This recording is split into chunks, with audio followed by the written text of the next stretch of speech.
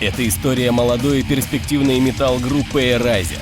Взяв все лучшее из классического металла 80-х и добавив компоненты разных музыкальных стилей, она стала свежим глотком воздуха на российской метал-сцене.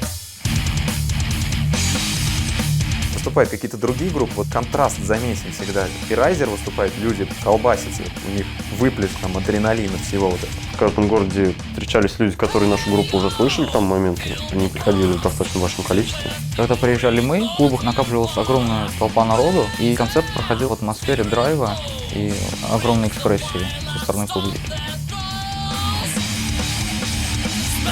За 5 лет существования Eraser достигли заметных успехов в своем родном городе Самара. Невзирая на модные тенденции, с самого начала ребята играют добротный металл, постоянно доказывая, что тяжелая музыка все так же популярна и актуальна. Создателем группы является вокалист и гитарист Павел Антонюк. Во многом благодаря его лидерским качествам группа достигла потолка на самарской метал-сцене. Но и по этой же причине в группе часто возникали серьезные разногласия и споры. Его стремление лидерства меня, конечно, очень сильно бесит.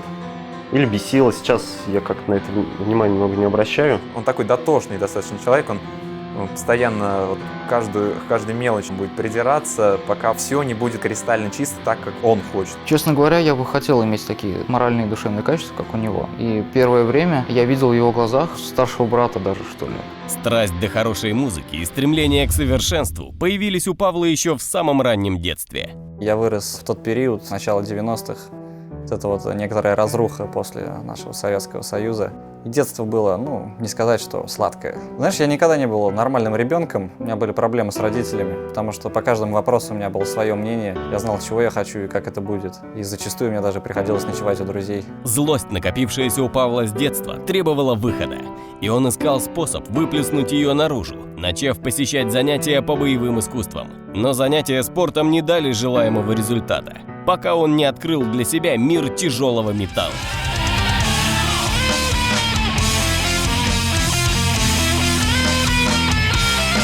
Реально, это преимущество музыканта в том, что он без кровопролития может выпустить весь свой гнев и негатив в музыку. На одном из школьных занятий в кабинет зашел мужчина и предложил услуги обучения игры на гитаре. Павел загорелся этой идеей. Вместе со своим одноклассником Сергеем они начали посещать эти уроки и в скором времени основали свою первую школьную группу. Их первого ударника Антона им порекомендовал их новый учитель. Нарабатывая опыт и оттачивая мастерство гитариста, в скором времени Павел занял ведущее место в коллективе – роль фронтмена. Группа на тот момент состояла из 2 гитаристов и барабанщика. Ребята занялись поисками басиста. Барабанщик порекомендовал своего друга, гитариста Никиту Асадулина.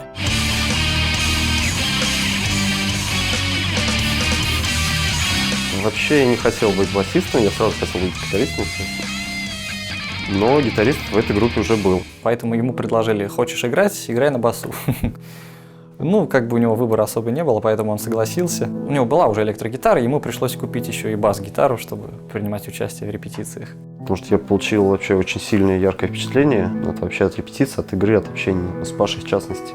Я увидел перспективу в той группе, любыми путями в ней остаться, хоть и бас-гитаристом. Никита Асадулин на тот момент был состоявшимся музыкантом, играющим на акустической гитаре. Имел за спиной 5 лет музыкальной школы и опыт игры в ансамбле классической гитары. Но ему всегда хотелось играть лишь тяжелую музыку. Родители поставили мне условие: прежде чем получить хорошую, дорогую электрогитару, я должен учиться в музыкальной школе. Вдохновляясь классикой, посещая преподавателя и играя в ансамбле, Никиту не оставляла мечта взять в руки электрогитару и начать играть в группе соло-партий. Я просто хотел круто играть на гитаре, и соло-гитара — это то, что подходило под мое описание крутости. Попав в группу, Никита играл на басу только во время репетиций песен, а все оставшееся время он проводил с электрогитарой. Во время репетиции он мог подойти ко мне: Паш, ты не против, я поиграю на твоей гитарке? И он показывал класс тогда. И тогда я начал задумываться, что Сергей, который в данный момент у нас сейчас на гитаре, в общем-то, не так хорош, как Никита. И Паша сказал, что можно было в новой группе играть, ты будешь на гитаре. И дальше я не слушал. Мечта стала явью. Никита занял место соло-гитариста и начал очень быстро совершенствовать свою технику игры. Он меня делал дома с гитарой по 4, по 6 часов. И если могу никуда не пойти, могу там вообще везде сидеть с гитарой. Парни просматривали десятки концертов зарубежных команд и слушали лучших представителей тяжелого металла, каждый раз убеждаясь, что на российской сцене нет ничего подобного. Это вдохновляло их создавать свой материал, который будет отличаться от всего, что они слышали ранее. Но группе по-прежнему нужен был бас. Никто из кандидатов не подходил на роль басиста. Но однажды случай помог ребятам в поисках. У нас заканчивалась репетиция с нашим составом. Уже зашла новая группа, и басист их начал наигрывать какие-то знакомые мелодии. И тут я понял, блин, да это же Metallica, Master of Puppets, моя любимая песня. Тут я слышу, что вот товарищ из другой группы мне подыгрывает. И что-то как-то не сговариваясь, мы взяли и доиграли ее до конца. И тут я понял, блин, это наш человек. Уже на следующую репетицию Никита влился в состав новой группы, которая впоследствии стала его второй семьей. Никита Куликов родился в Самаре, в неблагополучной по сегодняшним меркам семье. Отца своего я не знал, я его ни разу не видел. Меня воспитывала мама. Не могу сказать, что она была хорошим воспитателем, потому что она человек такой очень нервный. Мама Никиты, как и все окружающие, была против музыкального увлечения сына, что накапливало в нем злость и агрессию по отношению к людям. Очень часто, я помню, я приходил домой такой озлобленный там на мир, потому что меня никто не понимает. Я включал Металлику, всегда снимал мое вот это накопившееся напряжение. Вот, и таким образом вот эта музыка тяжелая, она мне очень помогала в жизни.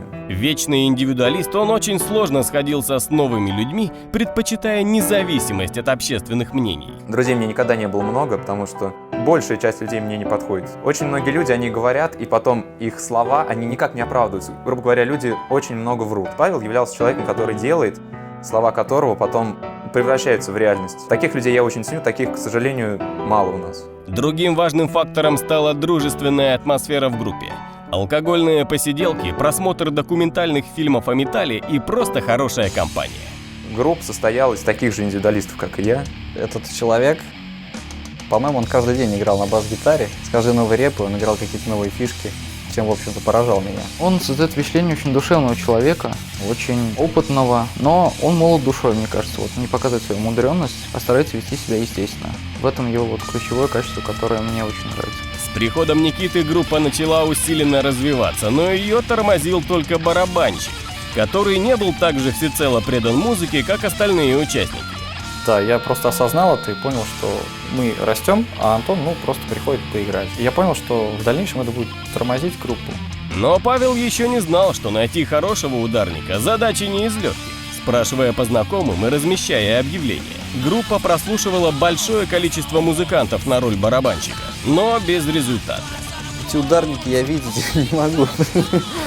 Их столько было на нашем пути. Было потерянное время очень много вот с такими вот людьми, которые я вообще не понимаю, как себя оценивают. Он реально настолько не умел играть, что ударил по тарелке, она упала на мой провод и порезала его пополам. Причем провод был куплен вот за 2 дня до этого.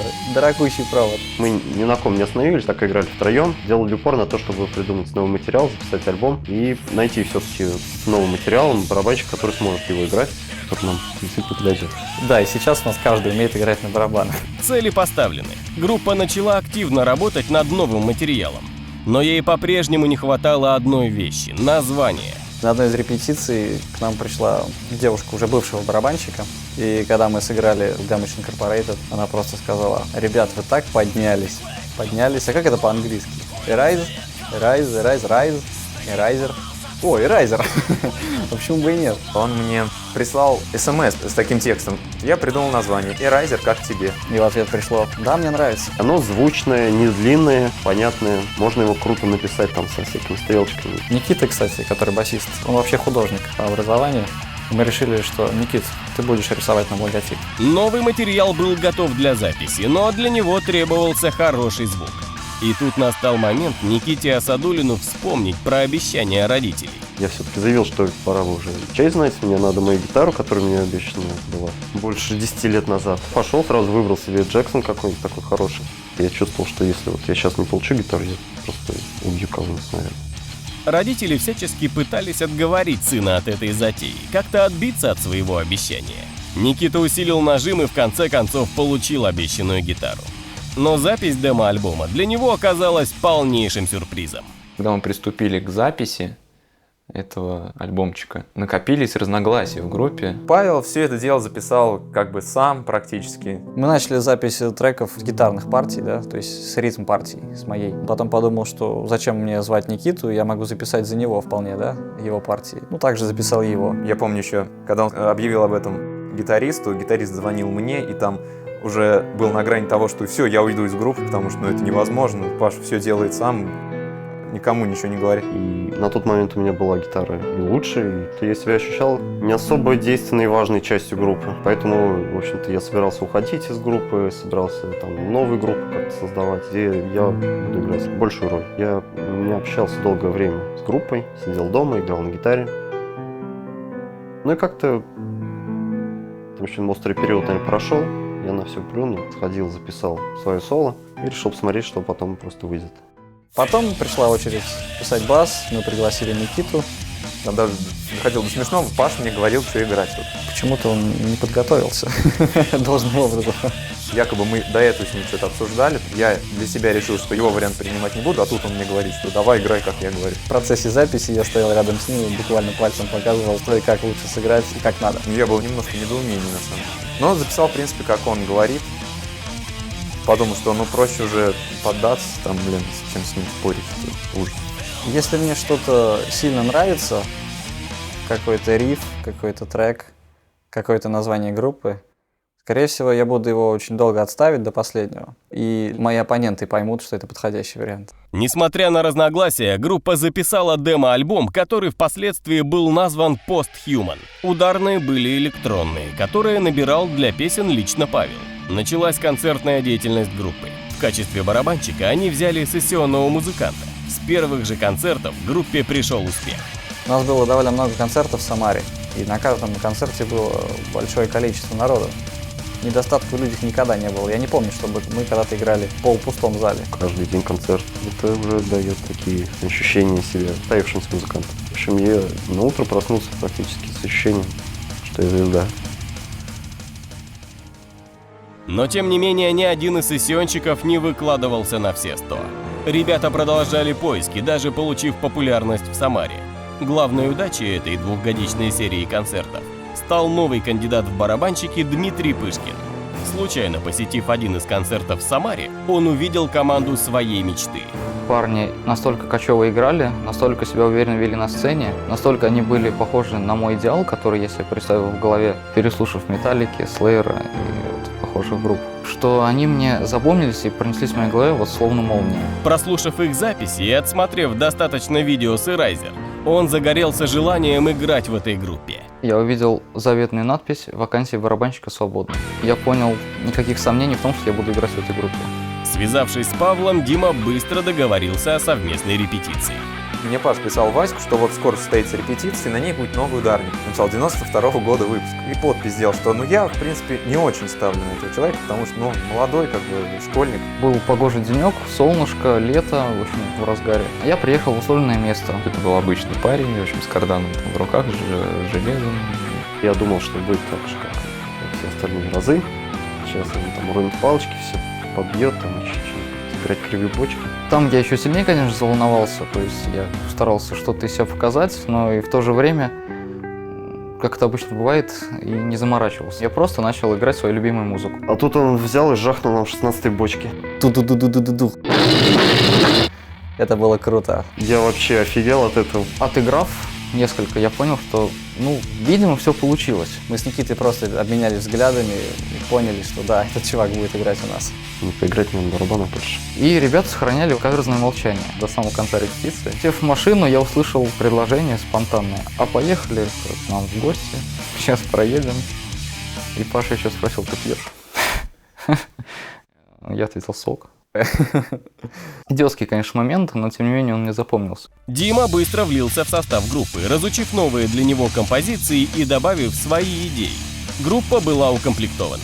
На концертах Дима показал себя не только как блестящий музыкант, но и как шоумен. Мне кажется, он может быть звездой, потому что вот его живые выступления, когда там встает из-за ударки, там самый кульминационный момент какой-нибудь песни, так делает замах, ведет себя как человек уже профессионально играющий давно. Дима был вообще сразу раскрепощенный почему-то, я не знаю, с какого-то перепуга. По-моему, он играл там вообще сразу без майки, ну, плюс длинные волосы, которые можно очень много мотать. Барабанщик добавляет энергетики в принципе, ну а наш барабанщик добавляет ее вдвойне.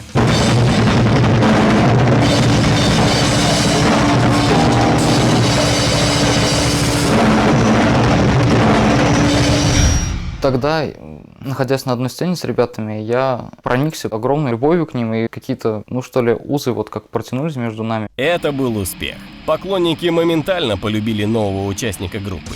Их популярность вышла за пределы Самары. Ребят начали звать с концертами и в другие города России. Куча вертящихся бошек, лазеров, дым-машины. Они колбасились, в общем, мы там расписывались там, на всяких частях тела, давали автографы, нас угощали, там скупали альбом. Впечатления остались самые хорошие. Люди прониклись нашим творчеством и ждали нас с распростертыми объятиями в своем городе. И из первых наших аккордов зал просто реально взорвался. Все прыгали на ограждении, бегали, отрывались как могли. Мы там уворачивались от этого всего. Очень мощная энергетика. Сразу с первых аккордов трэш, темп 200, бочки, полный комплект взрывной волны, такой трэш. В этом году нашу кандидатуру ставили на разогрев Металлики. В апреле они приезжали к нам, и мы были одной из немногих групп, которые предлагали на разогрев. Я получил сильное ощущение того, что мечта, которую я давно себе придумал, она начала уже сбываться. Но все это могло закончиться так же быстро, как и началось. Дмитрий Пышкин поступил в университет в Санкт-Петербурге и должен был уезжать. Да, был такой опасный момент, когда у меня возникали мысли о переезде в другой город, связанные с учебой. Но это даст просто колоссальные возможности для развития и группы. И тут вдруг неожиданно остальные члены группы говорят: а что, давайте в Питер все приедем и играть одновременно. Я был обеими руками за, хотя накануне устроился там на новую работу. Проработав там всего 2 месяца, пришлось уволиться. В Питер мы приехали не все сразу. То есть сначала приехал я, Дима и Никита, басист. Мы здесь все вместе, за исключением Никиты, но он скоро подгребет, и тогда мы зажжем руку в этой дыре. Мы приехали сюда, чтобы написать альбом, и как только мы закончим его, начнется серия убойных концертов. Я думаю, никто не останется равнодушным. Ну, в Райдере, конечно, сильно вырос. Постоянно мы начинали слушать более техничную музыку, играть более техничную музыку. Поэтому очень сильно повлияло на это, как музыкант. Сейчас группа Райдер и такие связанные с ней люди еще, они являются практически единственными моими настоящими друзьями. Более близких людей у меня нет, даже включая сюда родственников и родителей. Я ставлю себе какие-то цели с детства и иду к ним. Я не помню такого, чтобы я от чего-то отступился. Ну вот, может быть, и Райзер — отражение вот этого в некотором роде. Сцена нас связала особо крепко. Для меня это уже огромная сторона моей жизни, чуть ли не половина всей моей жизни. Переехав в Питер и взяв небольшой отпуск, группа начала новую главу своей истории. Пока на студии заканчиваются работы над полноформатным альбомом, ребята представляют новый трек. Это первая ласточка с дебютной пластинки и следующий этап биографии Erasure.